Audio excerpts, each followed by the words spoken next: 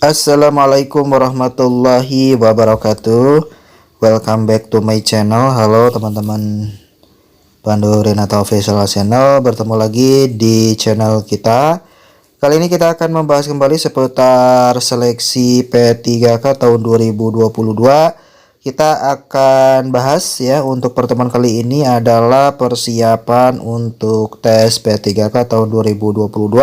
Khususnya kita di pertemuan kali ini akan membahas tentang pedagogik sesuai dengan kisi-kisi teman-teman ya. Jadi pahami ini maka kamu pasti bisa lulus P3K tahun 2022 melalui jalur umum. Oke, jangan berlama-lama, kita langsung saja ke pembahasannya. Let's go.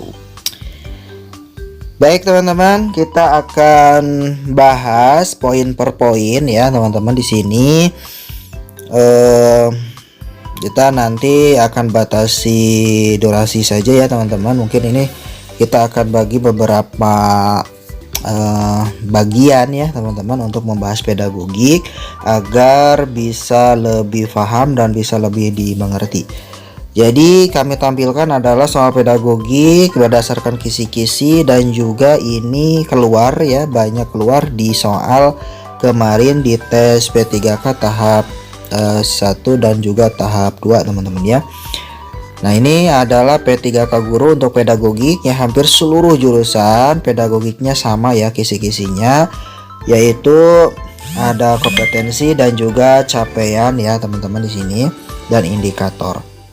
Pertama, untuk kompetensinya perencanaan pembelajaran ya. Nanti teman-teman harus bisa merumuskan indikator kompetensi dan capaian pembelajaran. Lalu indikator esensialnya yaitu mencermati standar kompetensi lulusan, peserta dapat merumuskan indikator. Muncul soal teman-teman ya, seperti ini bentuk soalnya. Nomor 1 ya teman-teman. Di sini kita akan lihat ya nomor 1. Fokus di nomor 1. Pada rancangan pembelajaran terdapat contoh kompetensi dasar, yaitu mengidentifikasi jenis, sifat, dan fungsi bahan alam dari tanaman untuk produk karya seni rupa dan kriya. Maka rumusan indikator yang bisa dikembangkan guru pada tingkat kognitif mencipta ya, atau C6. Nah, di sini ya kata kuncinya yaitu apa? Jadi teman-teman, untuk bisa menjawab soal ini, teman-teman harus bisa memahami rumusan tingkatan kognitif ya. Tingkatan kognitif dari mulai C1 ya. Nah, di sini yang ditanyakan itu C6. Nah, di sini ada opsinya ya. A. Mengelompokkan bahan alam dari tanaman pandan untuk produk karya dan seni rupa. B. Menyebutkan fungsi tanaman pandan untuk produk karya seni rupa. C. Menjelaskan sifat tanaman untuk produk karya seni rupa. D. Membedakan sifat tanaman. E. Membuat produk. Jadi sebetulnya kata kuncinya adalah di sini ya, di depan ya. Kata kuncinya adalah di depan. Teman-teman bisa lihat, A. Mengelompokkan, B. Menyebutkan, C. Menjelaskan, D. Membedakan, E. Membuat ya. Dari 5 option tersebut mana yang termasuk ke dalam C6? Nah, kita akan lihat pembahasannya di sini. Nah, untuk tingkatannya ya, untuk tingkatan teman-teman di sini dari mulai C1 ya. C1 ini mengingat ya, diantaranya menyebutkan, menghafal, mengetahui, menulis, dan memberi label. C2 memahami, diantaranya ada membedakan, menerangkan, mengartikan. C3 menerapkan ya, penerapan. C4 menganalisis ya, diantaranya ada memilih, menata, menyeleksi, mendiagnosis, mengedit, menguraikan. C5 mengevaluasi, membuktikan, memisahkan, menguji, mengukur, ya evaluasi. C6, nah ini yang ditanyakan C6 nih ya. C6 itu mencipta, diantaranya ada apa nih? Membangun, membuat, membentuk, membuat, menampilkan, memperjelas, menemukan, dan menyusun. Nah, di situ ternyata di C6 ini ada membuat ya, membuat produk hasil karya ya. Jadi di option ini ada ya bagian E di sini teman-teman, ada nih membuat produk karya seni rupa dan tanaman pandan. Jelas untuk ini adalah C6 teman-teman ya. Jadi sudah tidak asing lagi ya teman-teman. Oke, kita akan lanjut ke pembahasan nomor 2. Masih seputar perencanaan pembelajaran, capaiannya merumuskan indikator kompetensi capaian pembelajaran. Lalu di sini indikator esensialnya merumuskan capaian pembelajaran berupa tujuan pembelajaran. Nah, di sini ada soal. Pada sebuah RPP tertulis contoh rumusan indikator kompetensi, yaitu menjelaskan kondisi operasi sistem dan komponen perangkat keras. Jika seorang pendidik akan menyusun menjadi tujuan pembelajaran, maka rumusan yang tepat adalah, nah, untuk bisa teman-teman itu merumuskan tujuan pembelajaran, teman-teman harus tahu rumus penyusunan tujuan ya. Ya, sebelum ke pembahasan, di sini yang ditawarkan itu A. Setelah melaksanakan proses pembelajaran melalui praktik, siswa dapat menjelaskan kondisi operasi sistem dan komponen perangkat keras berupa komponen input, proses, dan output. B. Setelah melaksanakan proses pembelajaran dan menggali informasi melalui diskusi, siswa dapat menjelaskan kondisi operasi sistem dan komponen perangkat keras secara benar. C. Siswa dapat menjelaskan kondisi operasi sistem dan komponen perangkat keras berupa komponen input, proses, dan output secara benar.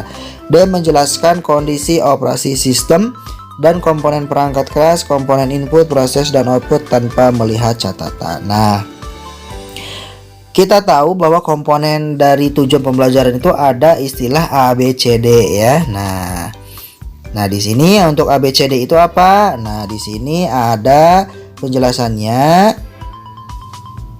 Ya, penjelasannya itu seperti ini. Nah, A, B, C, D ya, ini A, B, C, D. A. Audien, B. Behavior, C. Condition, D. Degree. Untuk audien itu adalah peserta didik yang akan belajar ya. Behavior itu perilaku ya, perilaku yang spesifik yang akan dimunculkan oleh peserta didik setelah selesai memperoleh pembelajaran. Jadi artinya gini. Jadi setelah melakukan proses pembelajaran itu apa perilaku yang muncul ya, yang nanti digambarkan oleh audien tersebut itu yang dimaksud dengan behavior. Lalu condition nih, kondisi itu berarti batasan yang dikenakan ke peserta didik atau alat peralatan yang digunakan peserta didik pada saat dilakukan penilaian. Jadi melalui apa gitu ya, di sini tuh kondisinya. Nah, degree adalah tingkat keberhasilan peserta didik dalam mencapai perilaku. Jadi misalkan kalau degree itu apa tingkat keberhasilannya, kalau tujuan itu berhasil itu apa? Misalkan dengan baik, dengan benar, dengan rapi. Nah, itu adalah kata-kata degree ya. Nah, kita akan lihat. Nah, di sini kita akan coba analisa A, B, C, D ya. Harus mengandung seluruh unsur. Nah, di sini jawabannya adalah B. B itu berarti yang ini ya, setelah melaksanakan proses pembelajaran dan menggali informasi melalui diskusi, siswa dapat menjelaskan kondisi operasi sistem dan komponen perangkat keras. Nah, kita akan lihat pembahasannya. Nah, di sini pembahasannya itu setelah melaksanakan proses pembelajaran dan menggali informasi melalui diskusi. Nah, ini adalah kondisi ya, kondisi yang berarti batasan yang dikenakan ke peserta didik atau peralatan digunakan. Jadi setelah melaksanakan proses pembelajaran dan menggali informasi melalui diskusi, nah itu kondisinya. Siswa itu jelas, audiennya adalah siswa, dapat menjelaskan kondisi operasi sistem dan komponen perangkat keras. Jadi menjelaskan kondisi. Jadi ini yang akan dilakukan behaviornya itu perilaku yang dimunculkan. Jadi setelah tadi diskusi, apa yang akan dihasilkan oleh peserta didik tersebut, yaitu adalah behavior. Nah, ini secara benar ini masuk ke dalam kategori degree-nya. Degree itu adalah tingkat keberhasilannya ya, yang akan diperoleh peserta didik. Jadi sekarang sangat mudah untuk menentukan tujuan pembelajaran itu. Teman-teman harus paham tentang rumus A, B, C, D, yaitu audien, behavior, condition, dan degree. Oke, kita akan lanjut ke soal nomor 3. Masih berkaitan dengan perencanaan pembelajaran. Di sini kita lebih fokus ke penetapan materi, proses, sumber, media, dan penilaian. Ya, lalu kita ke soal. Nah, soalnya seperti ini. Pada saat menyusun perencanaan pembelajaran, pokok materi tentang unggas, seorang guru merumuskan tujuan pembelajaran agar siswa dapat mendefinisikan hewan unggas, mengelompokkan dan membedakan jenis-jenis unggas. Adapun pilihan strategi pembelajaran untuk menjadikan materi kepada siswa tersebut yaitu strategi pembelajaran deduktif. Mendasarkan tujuan dan strategi pembelajaran tersebut mencerminkan ragam pengetahuan yang jenisnya. Nah, ini ragam pengetahuan ya. Kita harus paham tentang ragam pengetahuan. Di sini yang ditawarkan itu fakta, prosedur, keterampilan, konsep atau prinsip. Nah, kita harus menganalisa dulu ragam pengetahuan yang ada di teks ini ya. Nah, di sini kita tabelkan. Di sini ada tabelnya ya, pembahasannya. Untuk jenis materi fakta itu indikatornya apabila siswa diminta untuk menyebutkan nama, kapan, di mana suatu peristiwa terjadi, itu berarti fakta. Kalau konsep, apabila siswa diminta untuk mengemukakan definisi, membedakan dua hal, mengklasifikasikan, itu konsep. Prosedur, apabila siswa diminta untuk menjelaskan langkah-langkah pemecahan suatu persoalan. Jadi diminta membuat sebuah penjelasan langkah-langkah pemecahan masalah, berarti kategorinya adalah prosedur. Yang keempat itu prinsip. Kalau prinsip itu siswa diminta untuk menjelaskan hubungan antara berbagai konsep. Lalu ada keterampilan, jika siswa diminta untuk membuat sesuatu. Afektif, apabila siswa diminta memilih dan melakukan sikap tertentu. Dan motorik, apabila siswa diminta untuk melakukan kegiatan menggunakan anggota badan. Nah, di sini tujuan pembelajaran yang meminta siswa dapat mendefinisikan hewan unggas, mengelompokkan dan membedakan jenis-jenis unggas termasuk jenis materi berupa jelas adalah konsep teman-teman yang ini ya. Apabila siswa diminta untuk mengemukakan definisi, membedakan dua hal dan mengklasifikasikan ya. Mendefinisikan, ingat ya, definisi di sini kan ada mendefinisikan hewan unggas ya, membedakan dua hal jelas, mengelompokkan dan membedakan ya, itu adalah masuk ke dalam konsep. Jadi artinya teman-teman silakan pelajari saja di sini jenis-jenis materi ya. Materi itu terbagi ke dalam dari mulai fakta sampai aspek motorik ya. Oke, kita akan lanjut ke soal berikutnya. Ngasih kompetensi perencanaan pembelajaran. Lalu di sini berkaitan juga dengan sumber, media, dan penilaian. Kita akan melihat tentang tujuan juga ya, tujuan. Soalnya seperti ini. Perencanaan pembelajaran yang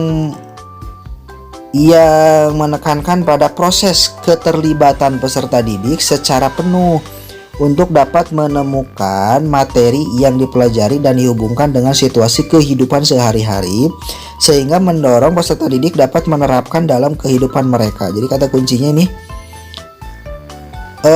dihubungkan dengan situasi kehidupan sehari-hari ini, sehingga mendorong peserta didik dapat menerapkan dalam kehidupan mereka. Jadi artinya penerapan ke dalam keadaan yang nyata ya. Dia masuknya ke mana nih? Strategi pembelajarannya apakah kooperatif, inquiry, problem solving, discovery, dan kontekstual. Jelas teman-teman harus tahu tentang ini ya, tentang strategi pembelajaran dari 5 strategi pembelajaran ini ya. Kita akan lihat pembahasan di bawah. Nah, untuk kooperatif artinya itu adalah strategi pembelajaran yang terstruktur secara sistematis di mana siswa bekerja sama dalam kelompok-kelompok kecil. Kooperatif kan ya. Jadi sistemnya adalah kerjasama dalam kelompok-kelompok kecil. Problem solving merupakan kerangka konseptual tentang proses pembelajaran yang menggunakan masalah-masalah real dalam kehidupan nyata, bersifat tidak tentu, terbuka, dan mendua untuk merangsang dan menantang siswa berpikir kritis untuk memecahkannya. Lalu yang berikutnya, yang ketiga itu inquiry. Inquiry itu adalah untuk memperoleh dan mendapatkan informasi dengan melakukan observasi, eksperimen, guna mencari jawaban untuk memecahkan masalah. Jadi ini kalau inquiry itu observasi, eksperimen untuk memecahkan masalah ya. Lalu discovery learning adalah model pembelajaran yang melibatkan siswa secara aktif untuk mencari dan menyelidiki suatu permasalahan sehingga siswa dapat menyimpulkan konsep dari pembelajaran yang telah dipelajari. Jadi di sini kata kuncinya itu melibatkan siswa mencari dan menyelidiki ya. Discovery learning itu kan mencari dan menyelidiki suatu permasalahan. Kontekstual atau contextual teaching and learning adalah konsep belajar yang mengaitkan antara materi yang diajarkan dengan situasi dunia nyata dan mendorong siswa membuat hubungan antara pengetahuan yang dimilikinya ya. Jadi jelas di sini untuk jawaban ini karena jelas ya dihubungkan dengan situasi kehidupan sehari-hari sehingga mendorong peserta didik menerapkannya dalam kehidupan sehari-hari. Berarti jawabannya adalah apa? Ya betul, adalah tadi tuh kontekstual ya, kontekstual. Jawabannya adalah ya, ini kontekstual teaching learning. Oke, soal berikutnya ya ini pembahasan untuk pertemuan hari ini kita cukupkan sampai soal ini dulu ya.